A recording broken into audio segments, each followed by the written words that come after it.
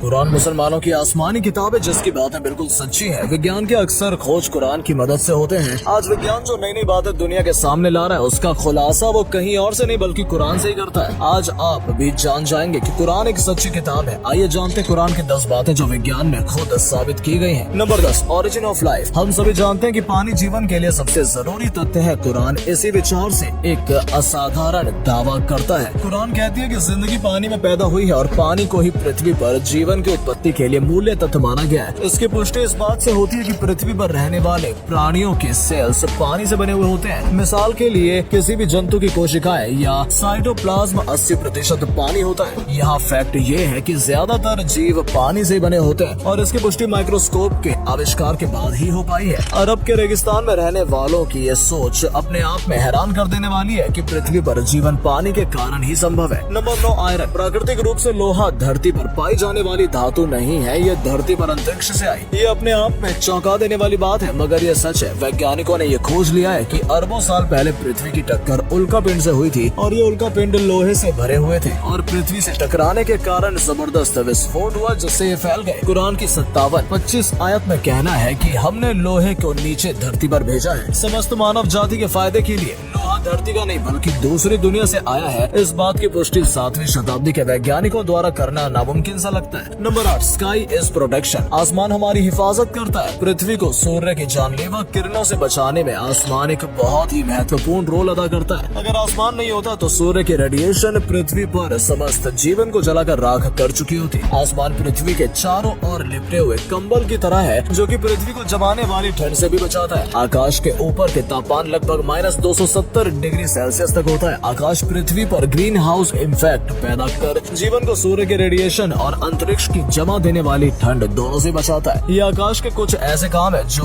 होमी महफूज रखते हैं। कुरान होमी आसमान को समझाने की 21-32 आयत में कहती है कि हमने आसमान को तुम्हारे लिए हिफाजती छत बनाया है और तुम हमारे इशारों को नजरअंदाज कर रहे हो। कुरान आसमान के हिफाजती इशारे को गॉड या अल्लाह के द्वारा बनाया गया बताती है। आधुनिक विज्ञान द्वारा आकाश के पृथ्वी को प्रोटेक्ट करने की क्षमता 20वीं सदी में की गई थी रिसर्च में साबित हुई है। Number 7, the mountains. कुरान हमारा ध्यान पहाड़ों के बारे में एक बहुत ही खास पहलू की ओर खींचती है। हमने दुनिया को आराम करने वाली जगह नहीं बनाया और पहाड़ों को धरती का कोटा नहीं बनाया। कुरान हमें बताती है कि पहाड़ों की जड़ें धरती में बहुत गहरी हैं और असल में ऐसा है भी। पहाड़ धरती में काफी गहरे दबे हुए होते हैं। इसकी पुष्टि जियोफिजिस्ट फ्रैंक प्रेस द्वारा लिखी गई किताब अर्थ में उन्होंने लिखा है कि पहाड़ असल में कोटे की तरह होते हैं जो काफी नीचे तक दबे हुए होते हैं। माउंट एवरेस्ट जिसकी ऊंचाई धरती की सतह से लगभग 9 किलोमीटर ऊपर है, उसकी धरती से नीचे की गहराई 125 किलोमीटर के करीब है और इसका पता लगाना 20वीं सदी की शुरुआत में प्लेट टेक्टोनिक टेक्निक्स के आविष्कार के बाद ही संभव हो पाया है। Number 6, expanding the universe. ब्रह्मांड का विस्तार। आज से 1400 साल पहले जब टेलीस्कोप का आविष्कार नहीं हुआ था उस वक्त कुरान इस कायनात के बारे में कहता है आसमान को हमने अपनी कुदरत से बनाया है और बेशक हम इसे फैलाते जा रहे हैं। और इसकी तस्दीक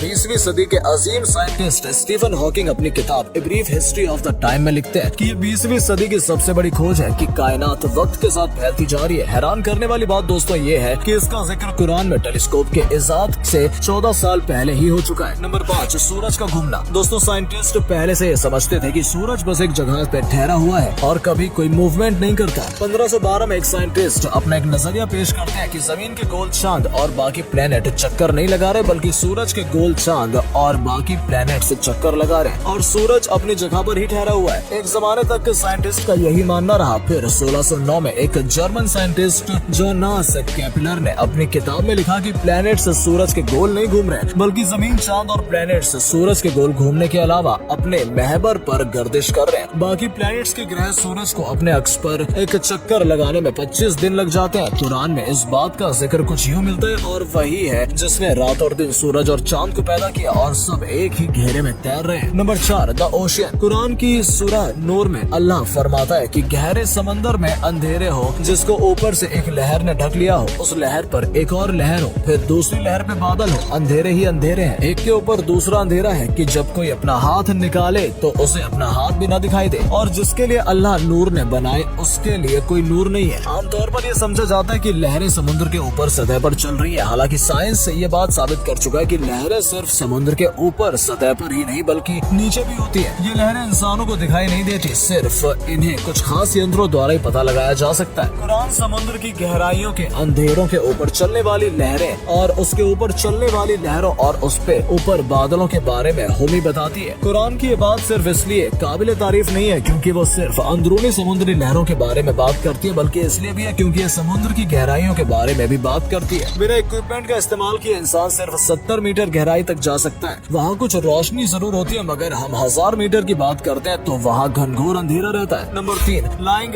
एंड मूवमेंट्स। दोस्तों, हुजूर साहब के दौरान में एक आयत को अब जहल के ऊपर उतारा गया क्योंकि अबू जहल बार बार झूठ बोला करता था। इसके बारे में अल्लाह इरशाद फरमाता है, अगर वो बाज न आया तो हम जरूर पेशानी के बाल पकड़ कर खींचेंगे। वो पेशानी जो झूठी अतकार है, इस आयत में दिमाग के सामने वाले हिस्से को झूठा और खतकार बताया गया है। ये आयत 2 कारण की वजह से बड़ी खास है। पहली ये कि हमारे दिमाग का सामने वाला हिस्सा ही हमारी सोच समझी हरकतों का जिम्मेदार होता है। दूसरा ये कि हिस्सा झूठ बोलने वालों कामों को कंट्रोल करता है। आज के दौर में कई रिसर्चर ने यह साबित किया है कि दिमाग में आगे वाला हिस्सा ही हमारी हरकतों और झूठ बोलने की जिम्मेदारी होता है। दिमाग का ये फंक्शन 20वीं सदी के एडवांस होने पर ही मालूम हुआ था, जबकि कुरान इस तरफ कब का इशारा कर चुका है। नंबर 2 पे काफी लंबे समय तक लोग यही नहीं समझ रहे थे कि दर्द को फील करने वाले सेल्स हमारे दिमाग में होते हैं। हालांकि बाद में ये तहकीकात से पता चला कि दर्द को महसूस करने वाले सेल्स हमारी स्किन में ही होते हैं, जिसका जिक्र कुरान को सूरह निसा में कुछ इस तरीके से होता है। बेशक वो लोग जिन्होंने हमारी आयतों से इनकार किया, हम उन्हें आग में जलाएंगे और जब उनकी खाल जल जाएगी तो हम उन्हें उसके बदले उन्हें दूसरी खाल देंगे ताकि वो दर्द को लगातार महसूस कर सके।